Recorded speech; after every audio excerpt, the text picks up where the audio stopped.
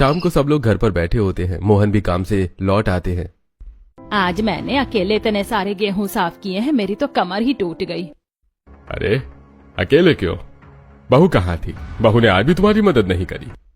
पापा आप भी ऐसे पूछ रहे हो जैसे भाभी पूरा दिन काम करती हो। वो तो अपने कमरे में ही होंगी। सुमित की बात सुनकर मोनिका को गुस्सा आ जाता है। देवर जी ऐसे बोल रहे हो जैसे मैं कोई काम करती ही नहीं। कल जब आपकी पत्नी आएगी तब करवा लेना उससे सारे काम। इस घर में कितने काम होते हैं मैं ही जानती हूँ, लेकिन किसी को मेरा काम दिखता ही नहीं। मोनिका थोड़ी कामचोर जरूर है, लेकिन उसकी जुबान तेज है। कोई भी उसे आसानी से जीत नहीं पाता। तभी संगीता दोनों देवर भाभी का ध्यान हटाकर मोहन से बात करने लगती है। बहुत हो गया, मुझसे नहीं होता इतना काम अकेले। और सुमित अब तुम शादी कर लो। मैं तो कहती हूँ आप कल ही पंडित जी को बुलाकर कोई अच्छा सा रिश्ता देखो। अगर इसी महीने सुमित की शादी हो जाए तो अच्छा रहेगा। हाँ मम्मी, ये सही आइडिया है। पापा देर किस बात की है, घुमाओ पंडित जी को फोन और देखो सुमित के लिए लड़की।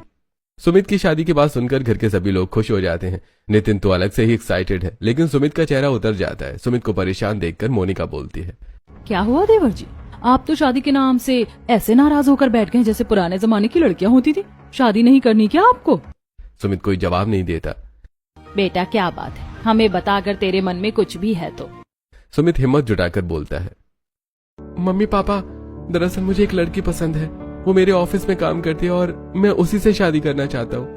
ये सुनते ही मोहन और संगीता भड़क जाते हैं। अरे हमारे खानदान में ना पहले कभी किसी ने लव मैरिज की है और ना ही अब होगी। ये बात कान खोलकर सुन लो। इतना कहकर मोहन वहां से चले जाते हैं। सुमित बहुत परेशान हो जाता है और उस रात खाना भी नहीं खाता। अगली सुबह अपने मम्मी पापा के कमरे में जाता है और कहता है, पापा पहले का जमाना अलग था, अब जमाना बदल गया है। आजकल सब लव मैरिज कर रहे हैं और आपने भी तो मोनिका को पसंद से लाया था ना। देखिए आज सब कितने खुश हैं। आप हाँ कर दीजिए, अच्छी लड़की होगी तो सुमित भी खुश रहेगा। नितिन की बातों से मोहन और संगीता मान जाते हैं।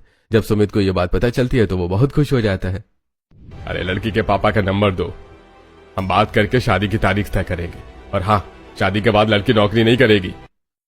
जी पापा, जैसा आप कहेंगे वैसा ही होगा। सुमित ज्योति के पापा का नंबर दे देता है। बात होती है और अगले महीने शादी की तारीख तय हो जाती है। मोनिका बहू, सबका मुंह मीठा करवाओ, ठाकुर जी को भोग लगाओ। बड़ी शुभ घड़ी है और शादी की तैयारियां शुरू कर दो। मोनिका मिठाई लाकर पहले ठाकुर जी को भोग लगाती है, फिर सबका मुंह मीठा करवाती है और शादी की तैयारियां शुरू हो जाती है। एक महीना पंख लगाकर उड़ जाता है और आखिरकार सुमित और ज्योति की शादी हो जाती है। आज ज्योति की पहली रसोई है। वो सुबह जल्दी उठकर तैयार हो जाती है। सुमित अभी अभी उठा है। ज्योति आईने के सामने खुद को देख रही है। बहुत प्यारी लग रही हो, यकीन ही नहीं हो रहा कि हमारा ये सपना पूरा हो गया। इतना कहकर सुमित अचानक चुप हो जाता है। अरे तारीफ करते करते ये उदासी कैसी? ज्योति तुम्हें पता है हमारी शादी किन हालातों में हुई है? मम्मी पापा और भैया ने बड़ी मुश्किल से हामी भरी है। बस मैं चाहता हूँ कि तुम दिल से उनका ख्याल रखो ताकि उन्हें कभी कोई शिकायत का मौका न मिले। डोंट वरी, ऐसा कभी नहीं होगा। आप देखना मैं मम्मी पापा का दिल कैसे जीतती हूँ। ये सुनकर सुमित मुस्कुरा देता है। उसके बाद ज्योति हॉल में जाती है। मम्मी आज मेरी पहली रसोई है तो मैं क्या बनाऊं? जो अच्छा बनाना आता हो वही बना ले, बस ध्यान रखना मीठे में भी कुछ हो ठाकुर जी के लिए। ज्योति रसोई में जाकर खाना बनाना शुरू करती है। वो खीर, मालपुआ, शाही पनीर, भिंडी की सब्जी, लच्छा पराठा, रोटी और रायता बनाती है। तभी मोनिका वहाँ आती है। मैं तो आपकी मदद के लिए आ रही थी, लेकिन आपने तो सारा खाना बना लिया। कोई बात नहीं जेठानी जी, वैसे भी आपने इस घर को 4 साल तक अकेले संभाला है। अब आप आराम करो। भाई वो तो वक्त बताएगा मुझे आराम कराओगी या काम करवाओगी। चलो तुमने खाना बना लिया, मैं टेबल पर लगा देती हूँ। दोनों मिलकर खाना टेबल पर लगाती हैं। सब लोग ज्योति के हाथ का खाना खाते हैं और उसकी खूब तारीफ करते हैं। मोनिका चुप बैठी होती है। क्या हुआ जेठानी जी, आपको खाना पसंद नहीं आया क्या? हाँ ठीक है, बहुत ही कम चीजें बनाई हैं तुमने। मैंने अपनी पहली रसोई में इतना खाना बनाया था कि पड़ोसियों तक खुशबू गई थी। सब उंगलियां चाटते रह गए थे। तुमने भी ठीक ही बनाया है, ओके ओके है। ये सुनकर संगीता तुरंत बोल पड़ती है, पता नहीं कौन सी पहली रसोई की बात हो रही है, हमें तो याद नहीं। ये सुनकर सब हंसने लगते हैं। ज्योति भी मुस्कुरा देती है। सब लोग खाना खाकर ज्योति को नेक देते हैं और अपने अपने काम में लग जाते हैं। ऐसे दिन बीतते जाते हैं। पहले से ही कामचोर मोनिका अब ज्योति के आने के बाद बिल्कुल काम नहीं करती। ज्योति दिन भर काम करती रहती है और मोनिका बालकनी में आराम करती है। एक दिन ज्योति रसोई में खाना बना रही होती है, तभी सुमित वहां आता है। ज्योति तुम्हें तो कितने पसीने आ रहे हैं, कब से लगी हो रसोई में? यही कोई 2 घंटे से। बस अब मेरा सारा खाना बन गया है, सोच रही हूँ थोड़ी देर ठंडी हवा में चली जाऊँ। अभी तो कोई खाना भी नहीं खा रहा है। ये कहकर ज्योति पूरी रसोई समेटती है और फोन लगाकर बालकनी में चली जाती है। उसका कमरा भी बालकनी से सटा हुआ है, ठीक उसकी जेठानी के कमरे के पास। जैसे ज्योति बालकनी में आती है, मोनिका अपनी दोस्त से वीडियो कॉल पर बात कर रही होती है। ज्योति धीरे धीरे टहलने लगती है, तभी ज्योति के फोन पर उसकी दोस्त दिव्या का कॉल आता है। हाँ भाई, क्या हाल चाल? शादी के बाद तो तू मुझे भूल ही गई। पहले तो एक दिन भी कॉल किए बिना नहीं रहती थी। नहीं यार, ऐसा नहीं है, घर में काम ही इतने हैं कि पूरा दिन निकल जाता है, किसी से बात करने का टाइम ही नहीं मिलता। ज्योति बात करके फोन रख देती है। ज्योति, तुम्हें अकल नहीं है क्या? दिख नहीं रहा मैं यहाँ बात कर रही हूँ? तुम इतनी जलती हो मुझसे कि यहाँ आकर अपनी दोस्त से बात करने लगी ताकि मैं डिस्टर्ब हो जाऊँ। नहीं, ऐसा कुछ नहीं है, उसका फोन तो मेरे यहाँ आने के बाद आया।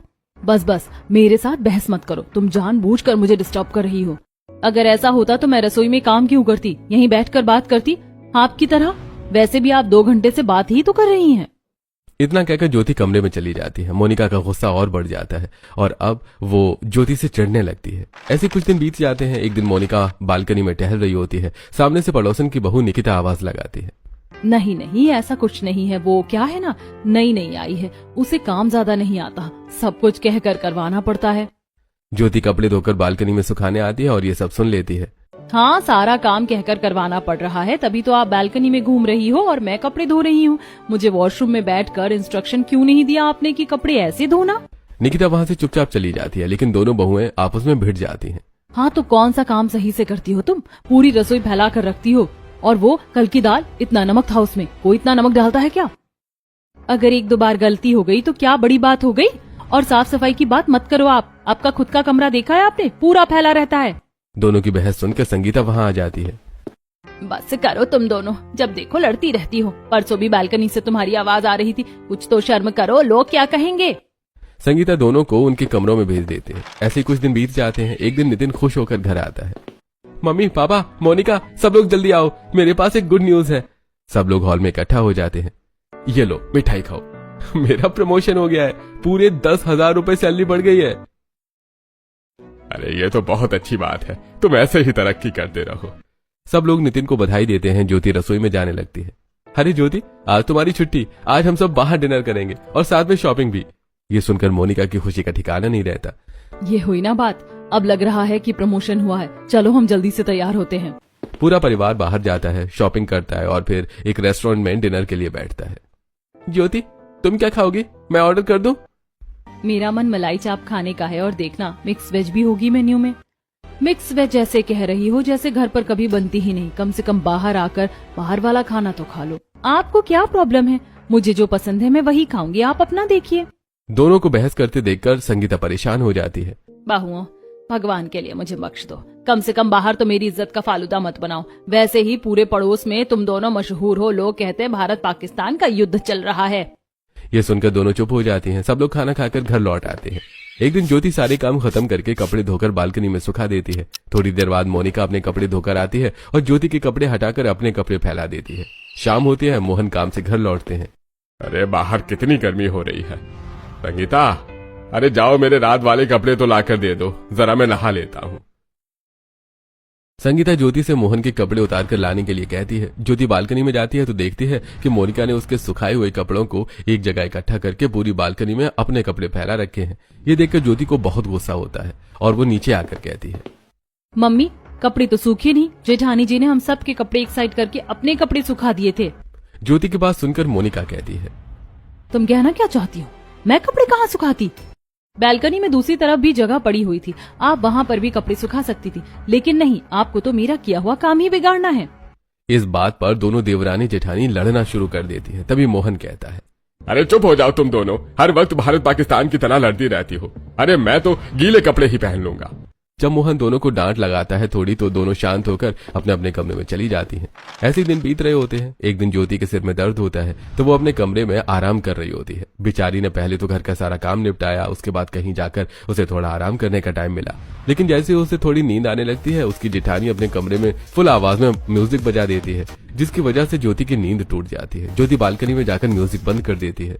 हाउ डेयर यू, तुम्हारी हिम्मत कैसे हुई मेरा म्यूजिक बंद करने की? आपको थोड़ी भी शर्म है? आपके अंदर इंसानियत बाकी है थोड़ी? आपको दिखाई नहीं देता मेरी तबीयत खराब है और मैं अपने कमरे में आराम कर रही थी, लेकिन आपने ये म्यूजिक बजा रखा है जिसकी वजह से मेरी तो क्या, पड़ोसियों की भी नींद हराम हो रही होगी। मुझे क्या सपने आ रहे हैं तुम्हारी तबीयत खराब होने के? और तुम हमसे आकर भी तो कह सकती थी। आराम की भाषा आपको समझ कहाँ आती है? आपको तो लगता है एनी टाइम झगड़ा करना अच्छा लगता है। हर बार की तरह दोनों बहुएं बालकनी में खड़े होकर लड़ने लगती हैं। उन्हें देखकर पिंकी और उसकी बहू निकिता हंसती है। लो भाई, संगीता की बहुओं की फिर से जंग शुरू हो गई। दोनों ने इस बालकनी को भारत पाकिस्तान का बॉर्डर बनाकर रखा हुआ है। थोड़ा सा भी कोई क्रॉस कर जाता है तो जंग शुरू हो जाती है। अपनी बहुओं की बहस की आवाज सुनकर संगीता बालकनी में आती है और दोनों को डांटने लगती है। बस बहुत हो गया तुम दोनों का, ये भारत पाकिस्तान की तरह लड़ना झगड़ना। अब ना रहेगा बास, ना बजेगी बांसुरी। संगीता बालकनी में पड़ी हुई ईंट को उठाना शुरू करती है और बालकनी का बंटवारा करके 2 हिस्से कर देती है। बीच में एक दीवार खड़ी हो जाती है। ये लो, बन गया तुम्हारा भारत पाकिस्तान का बॉर्डर। अगर तुम दोनों ने इसे क्रॉस किया तो मुझसे बुरा कोई नहीं होगा। दोनों बहुओं ने बालकनी में आकर लड़ना झगड़ना इतना शुरू कर दिया था कि जब संगीता बीच में दीवार बनाती है तो सभी घर वाले उसके फैसले के हक में होते हैं और कोई कुछ नहीं बोलता। इधर दोनों भी अपने अपने कमरे में जाकर आराम करने लगती हैं।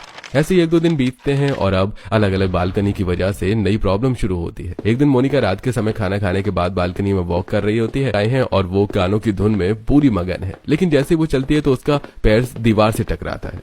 उफ, मेरे पैर में चोट लग गई। भगवान, मुझसे तो चला भी नहीं जा रहा। ये सब इस बदतमीज ज्योति की वजह से हुआ है। मोनिका दर्द में रहते हुए अपने कमरे में आती है। उसे देखकर नितिन कहता है, ये सब तुम्हारी हरकतों का नतीजा है, अब तुम्हें इसे भुगतो।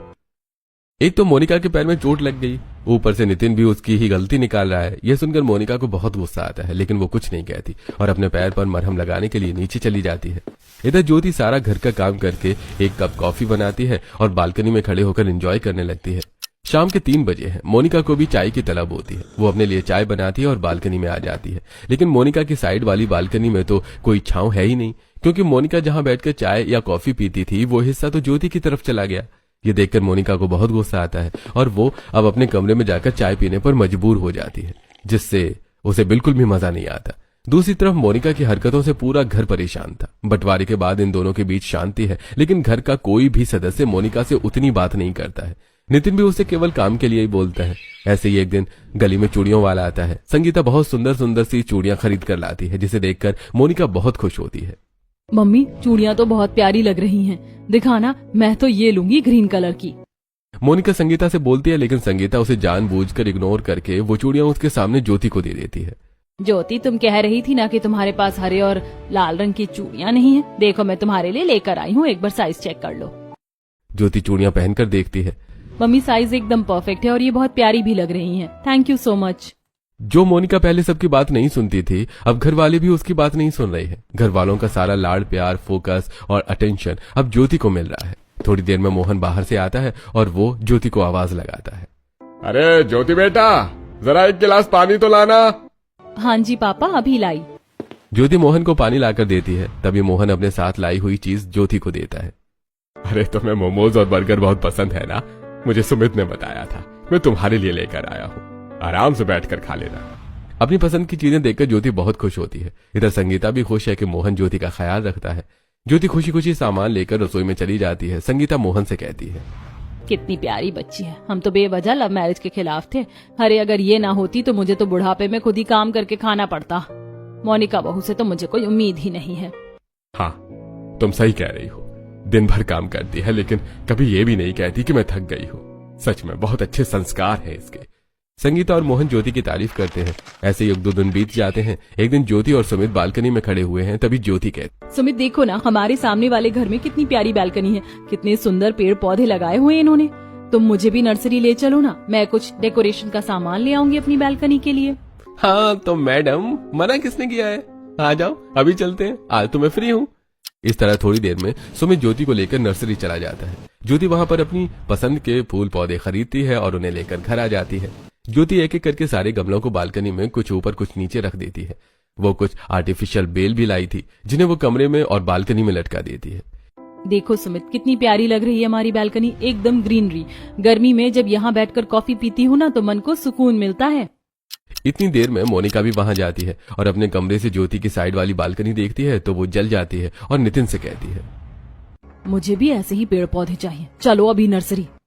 तुम्हें खुद से तो कुछ सूझता नहीं है, चलो दूसरों को देखकर ही सही, चलो मैं ले चलता हूँ तुम्हें नर्सरी।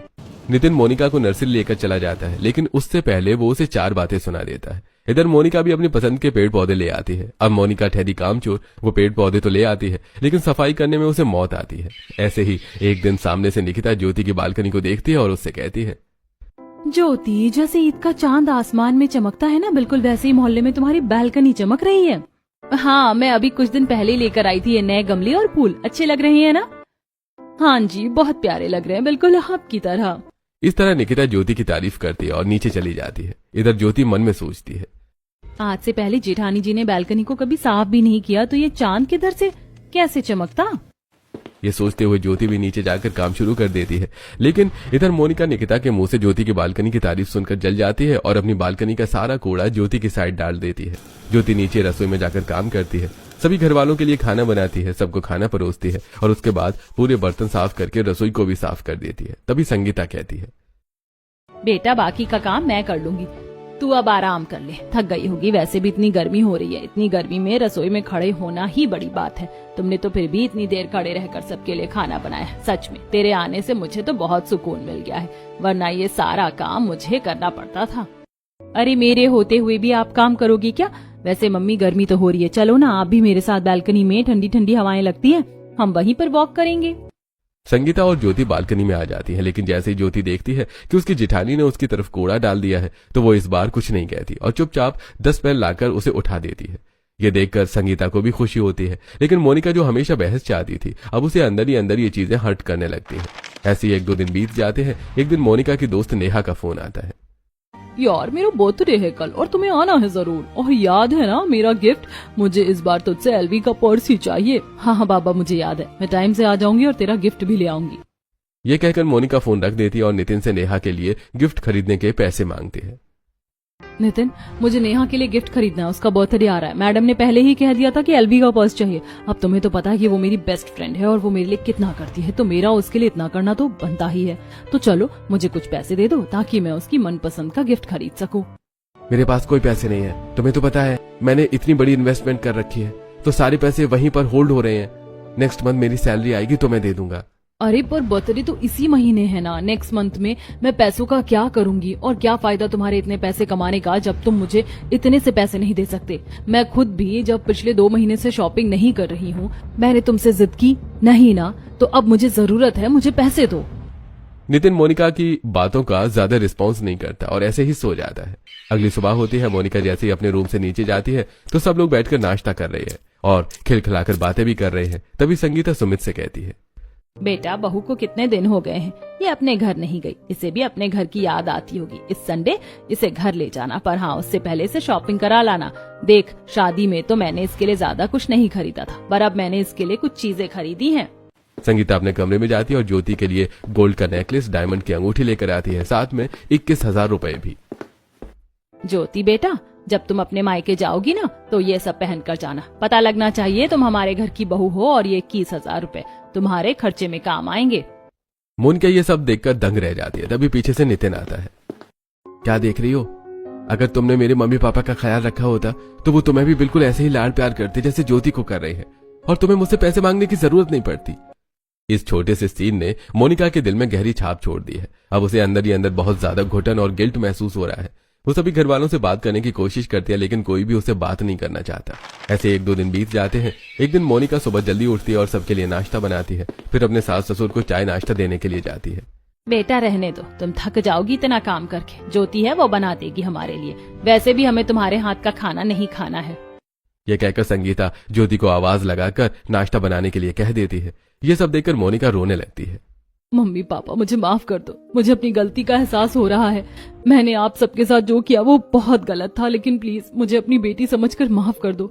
मैं पागल थी जो हमेशा काम चोरी करती रही, और अब मुझे समझ आ रहा है कि इतने लोगों के बीच भी मैं अकेला महसूस कर रही हूँ। मुझे अपनी गलतियों की इतनी बड़ी सजा मत दो। यह कहकर मोनिका खूब रोने लगती है। उसे अपनी गलती का पश्चाताप हो रहा है। तभी ज्योति वहां आती है और इशारों में ही अपने सास ससुर को मोनिका को माफ करने के लिए कह देती है।